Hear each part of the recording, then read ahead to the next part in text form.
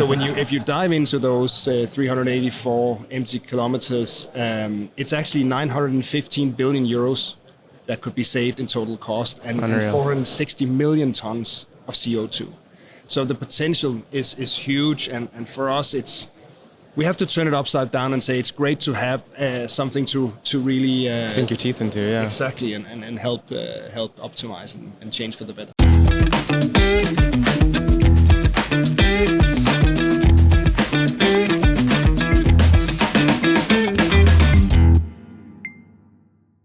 Hello and welcome everyone to another very special episode of the Auto Tech Show, recorded live from the show floor here at the IAA Transportation Show in Hanover, Germany. My name is Mark Babin, your host. It's great to have all of you watching this exciting and new episode. Today I'm sitting with the CEO and owner at P&O, Jacob Lee Ornstrand, the Nordic's largest standard and specialty trailer fleet for short and long-term rental. More than that, P&O has strong ties to technical innovation and sustainability, our main topic for today's episode. With P&O Ventures, an in-house innovation hub, they're dedicated to developing new ways to add value to customers and to the industry. Jacob, I know it's been an action-packed start to the show here, and you're a very high-demand individual. I appreciate your time today. Really looking forward to your insights. But again, first and foremost, thank you so much for being with me. Thanks, Mark. It's great to be here. And so, as you said, I'm Jacob. I'm the refounder of P&O, the largest rental provider to road freight in Northern Europe. And maybe just to clarify, excuse me, when I say refounder, what I mean with that, because what I really mean is that I have a deep commitment to reinventing and evolving our company's core. So that means not just preserving it, but it's about transforming P&O to really meet future challenges and drive the innovation and ensuring the long-term sustainability. So it's not just for us about business growth. It's about lasting impact on the environments and the industry. And then maybe a bit about P&O. Yeah, please. So today we operate in 7 markets. We have more than 600 customers and more than 14,000 assets. Wow. And it's managed by 92 of our incredible team members. Amazing. Which wouldn't be possible if it wasn't for great technology, that's clear. Yep. You cannot manage 14,000 assets and 600 customers without having your tech, a little bit of tech in place. Yeah. So technology really plays a key role for us at P&O and how we operate our business. And in that we leverage the in-house platform that we've built. Of course, data in general, like everybody else, and external digital tools that can unlock potential and really support our team in their daily performance. In the end of the day, it's all about them, the team. So and then also important to say that we are proud to be the largest B Corp in our region. Amazing, yeah, and it seems like the team is the way you're developing with everything and the constant changes, and we'll get into some of those changes and how you're developing, but I think even just doing the research for today, like, it's seriously impressive what you guys have done. So totally hats off to what you've done, and really looking forward to what you guys are doing in the future. But like I said, we'll touch on that a little bit more today. So Let's jump straight into the episode today. And I want to share some big numbers maybe the audience is a little bit unaware of, and you shared this with me in prep as well. There are 384 billion empty kilometers in European road freight. That is astounding. I was trying to, it's a big number that you can't really comprehend, and I just was trying to find a comparison that people can relate to. That's 1 million trips to the moon of empty freight. So knowing this, how are you and your team at P&O trying to essentially fix this? Yeah. So we have a lot of belief in ourselves, but we don't believe we can fix it alone. But we hope to be an enabler to solving this challenge. But 384 billion empty kilometers is it's huge. It's an enormous inefficiency in this industry, and it's not only economically; it's of course also environmentally. So at P&O we focus on shared capacity models, so really drawing on the shared economy success in other industries. Amazon Web Services comes to mind, of course, as one of them. So we believe that by optimizing trailer usage, so connecting our customers, we can massively reduce these empty kilometers. And here at the IAA, we've actually launched a subscription service called Connect, which provides extreme flexibility to our customers in terms of how they can scale and descale their fleet and the capacity they need, and thereby, of course, reducing these underutilized trailers. So in the end of the day, that should result in fewer empty trailers on the road and more efficient and sustainable freight system. Yeah, because I guess it's so, we talk about sustainability as a major topic, and I know we'll touch on it a little bit, but to have all these empty kilometers is just massively unsustainable and not something that we can do as there's enough change coming in the coming years. Exactly. And one of the things, we have a panel later today with some of the OEMs, and one of the things that there's been a huge focus on for many years is, of course, electrification and autonomous. Everywhere here, yeah. It's all over the IAA, right? What I think is interesting with the space we're in is that you could start tomorrow. It's really behavior that sets the boundaries there. And just to bring on a couple of big numbers, now we're there. So if you dive into those 384 empty kilometers, it's actually 915 billion euros that could be saved in total cost, and 460 million tons of CO2. So the potential is huge, and for us, we have to turn it upside down and say it's great to have something to really sink your teeth into, yeah. Exactly, and help optimize and change for the better. Yeah, absolutely. Now, a term that I came across when I was doing some prep for today is this concept of shared economy and trailer usage. I wasn't familiar about it. Can you give us a little bit of a further breakdown of this concept and what it means for what you do? Yeah, exactly. It's new. It's not something that you see everywhere in this industry. As mentioned, it's very common in other industries. But the traditional model of owning individual trailers leads to inefficiency. We know that from the cars and other asset types.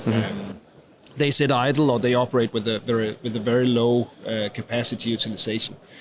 And when I say own, I maybe should clarify that I'm not necessarily talking about owning as an ownership. It could be that the trailer has branding or in other ways results in the trailer only being available for that single user, meaning that it's locked to serve one customer and not being able to be shared among other users. Makes sense. So with the shared economy model, we want to pool resources. We want to pool these trailers, and we want to remove the need for individual, let's call it ownership, so that customers can rent or subscribe or share, call it whatever you want, as and when they need to get access. So providing much more flexibility, and of course, this approach will minimize the empty returns, the empty kilometers driven. It will maximize the utilization,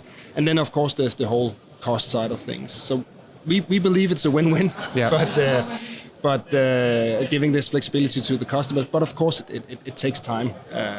But in the end of the day, it is a win-win. It sounds like an easy win-win. It is. It's a win on cost, on planet, on people. But it takes time. But you still have to shift that traditional thinking, and I guess that's the next question is, how do you shift that thinking, and is it something that's accepted when you start those conversations with people? Because you're speaking to me, I get it. It sounds like a no-brainer. But we know how this industry is, and we know how stuck in the ways some of these organizations are. So how does that conversation go? Yeah, but you're right. It's a traditional industry, and even the ones that are trying to really make a change, they have a difficult. It is very difficult for them to succeed in an ecosystem that's sticking to what it's done for many years. Yeah. So change is always tough, and in this industry, it's definitely also tough. So. There is also the luxury of customers having been used to exclusive access to the assets, and transitioning to these new ways of operating. It needs time, and we need to build trust. So I think the most important part about this is that the value proposition is very clear, as I mentioned before. So the flexibility really is key for customers, especially what happened the last years. It's very clear that you cannot commit to long contracts as you could in the old days. You need that flexibility. You need to lower your cost. You need to improve your environmental footprint. So I think it's a journey. We are here as P&O to support our customers every step of the way in that journey through the offerings, including the subscription service I mentioned, Connect, but also through our digital platform where we give our customers some free tools on Vert, which the name of the platform, for our customers to increase their uptime, get some transparency in how their fleet is operating and being used.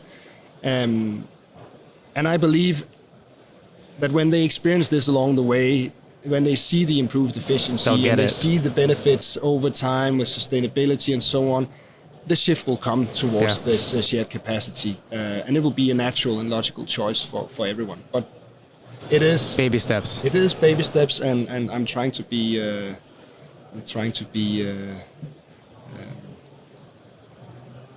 I'm trying not to be too eager. Let's say it like that. That makes a lot of sense. I think you need to have expectations, realistic expectations for these conversations, and know that people are going to be a little bit stuck in their way as well. Yeah. So one of the elements that can obviously help that is technology, and then the data access and the transparency that tech can give. What type of technologies have you and your team implemented? You talk a lot about data, you have a large fleet. What are you kind of doing from a technology point of view, working to capitalize on these sustainability challenges and these constant conversation challenges that you're having? So I met a tech entrepreneur some years back, I think it's 6 years back, who told me hire a developer and things will naturally flow from there. It didn't seem very natural back then, but that's what we did. And then from there on, we've kind of digitized our own operation. So digitization is core to our strategy, and our platform Vert helps us and our customers to manage fleets and do that in the most effective way. So it provides this transparency around the fleet, the trailer usage, the conditions, asset utilization, and this whole detailed level of damages and inefficiencies that is part of running a trailer fleet. So these insights is crucial for us to run a rental company, and now moving into subscription and potentially sharing. But it's also crucial for our customers, of course, to make smarter decisions and to improve their efficiency. So I think it's a win-win in the sense that we couldn't manage the 14,000 assets, as I mentioned before, without really good technology.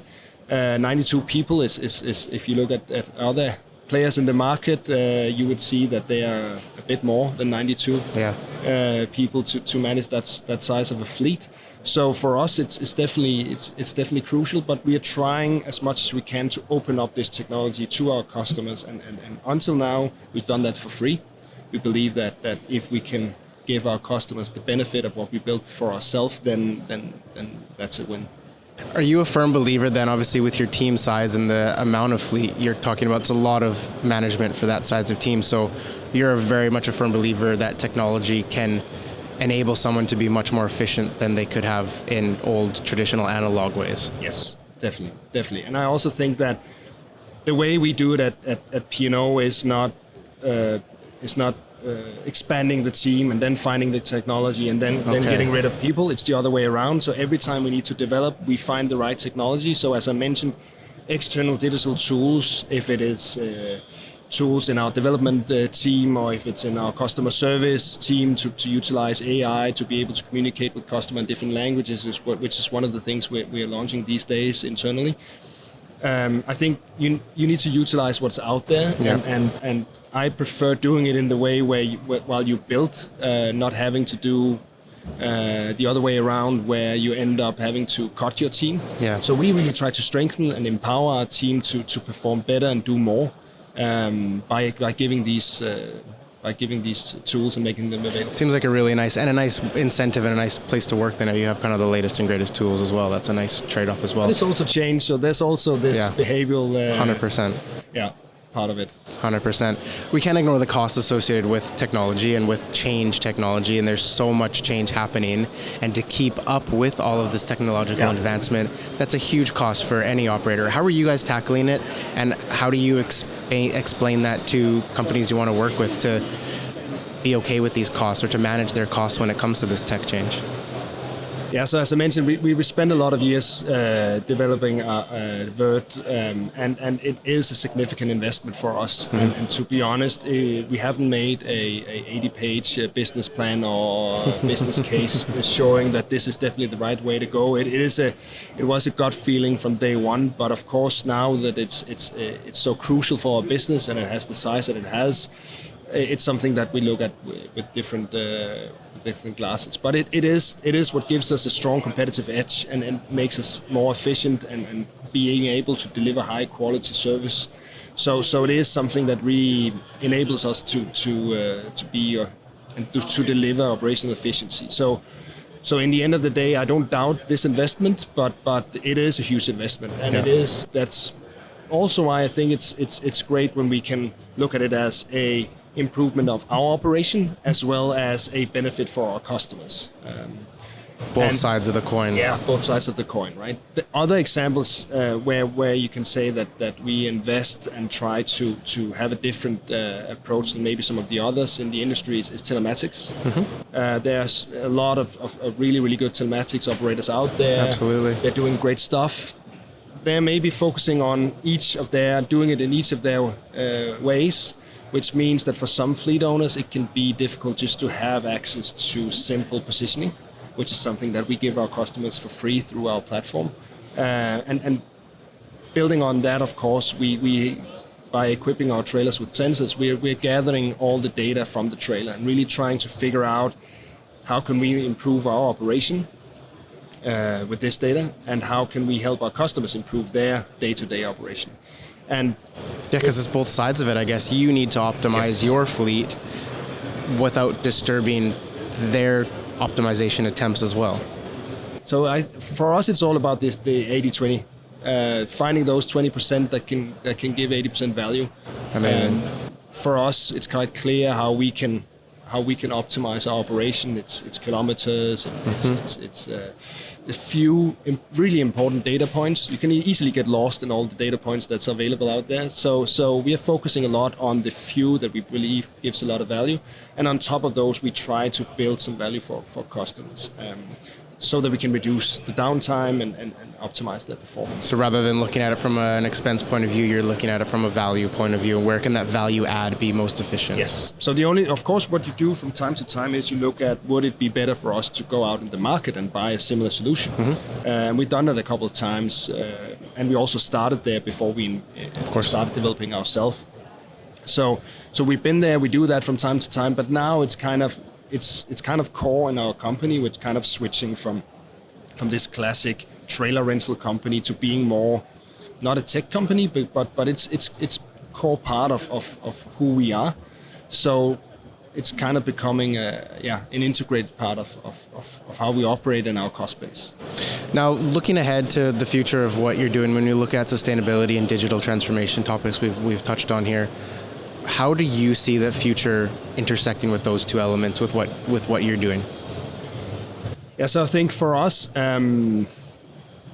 when we look ahead, our focus is to do even better in this space, and time it with the maturity of the industry. Yeah. Because coming back to that it's not as easy as it should be for players to really develop and take these new tools and operate in different ways. But what we really want to deepen the integration of digital tools into our operation, and then we really want to push this shared capacity model into the market and get some customers on board. So for us, it's not a profit game at all. It's a matter of trying to move the industry and find the right customers to team up with, and try to move forward on this point. Right? So making sure that at least some customers open their eyes and see that this is a potential upside for them. I think actually a lot of customers see the idea, but also knowing that implementation is extremely difficult. So we need the ones that really invest heavily into change and do that because they believe that will result in them being stronger tomorrow. Do you see that change taking place then over the number of years you've been in the industry? Obviously, this is something that you've been in for a long time with your family, and have you seen that change take place? Do you see it exponentially ramping up? Yeah, I do. I do see. I do see customers that are eager to change and eager to do things different. That's great. So that is really motivating. Because a number of years ago, that wouldn't have been the case. Everyone would have been, this is the way we're doing it, and you either fit into our model or we don't talk. Exactly. And just as a simple example is the part of our platform that gives the trailer management option. So really being able to follow the trailer from driver to driver, follow the checks and the damages, and not having to look into it, but just act when there is a damage or act when there is something that needs to be acted on. We see some customers having implemented that and then moving team members to other tasks because it's simply really changed the whole way of operating and created that transparency that they're looking for. And then others where we present the same solution, they don't see as clearly what this could give of value. So that's up to us to really be better at communicating and showing the value of this. And as it's not our core business, it's an add-on that we give to our rental offerings. It's something that we are trying to strengthen along the way on the side of really pushing this shared capacity. And I think that's the area to strengthen as well. If you're going to focus in on an area, that seems like maybe the right one to do. So kind of building on that answer a little bit, obviously P&O's family business, your second generation P&O, obviously named after your father. Looking with all of the change happening in the transportation industry, and we've spoken about it, there's regulation, there's sustainability, there's digitization, there's so much change happening. For you as the operator now, what do you want the P&O legacy to become when you hand it down or whatever you end up doing with the company? But what do you want the legacy of P&O to become? What are you working towards? Yeah, that's a great question. It's always an interesting topic with family businesses and even to think next about generation. And I also have a son, 12 years old. So I think about it. So it was started by my father, and for me, it's always been about evolving what he built. So coming back to this refounder role that I put on as my label and my task. So important to say is that I own and run P&O together with my wife, and our clear goal is really to ensure that P&O continues to be a force of good. Also why B Corp was a very natural step for us to become part of. So it's not just in terms of business success, it's how we treat people, it's how we treat the planet that is really, really important to us. So coming back to your question about how do we want to leave, what do we want to leave for the next generation? I think the legacy for us should be around innovation, around sustainability, integrity, and we're in it for the long haul. That's for sure. That's nice to hear. When you invest all you have into a company, that's very clear. There's no quick wins, and we don't look for those. So we really hope that P&O can continue to play a key role in inspiring the industry to move forward and improve in generations to come. Is that the role that you see P&O Ventures then playing, is to kind of touch on a little of that non-operational topics to maybe have more of a footprint? It started in Ventures, definitely. When we set it up, there was nothing, and we had to name it something, right? So the idea of Ventures was really, let's try to venture out into different things. Okay, understood. Today it's a development. It's our tech team. It's also been some venture projects within last mile and other areas. We've done EV trucks to really help push that. So we've done different ventures, not always the most profitable ones, but you got to try, and it's always within the themes of tech and sustainability. And now it's moved from only being our ventures team to actually being the full company, right? Oh wow! So okay, that's what we're doing. It's built there and transitioned over. Yeah, that's how I feel. It's a natural flow. And that's the whole shared capacity thinking that we need the tech to change the whole business model and being able to help move things forward. Yeah, I think that's the best foot to move forward with, and hopefully others are inspired by it, and the change that you then push on to the other organizations you speak with adopt that same mindset. I think that's a great legacy to leave behind. Well, listen, I appreciate your time today. Thank you so very much for your insights. I've learned a lot. This was great. Even just doing the research for this is a side of the industry I wasn't very aware of, and this is super interesting for me to learn more about it. So really appreciate your time and your insights, and wish you the best of luck here at the show. Thank you so much for having me. And to everyone watching and listening on this episode of the Auto Tech Show, thank you so very much for being with us. Hopefully you've learned a lot as well. Definitely go check out what P&O is doing, what Jacob's doing. I'll leave links in the podcast notes below. Definitely go hit those up and reach out to us as well on LinkedIn. You never know where those conversations go if you have questions or comments about today's episode. But with that, we'll leave everyone to have a very great day wherever in the world you may be. We'll see you very soon for another episode on the Auto Tech Show. Bye for now.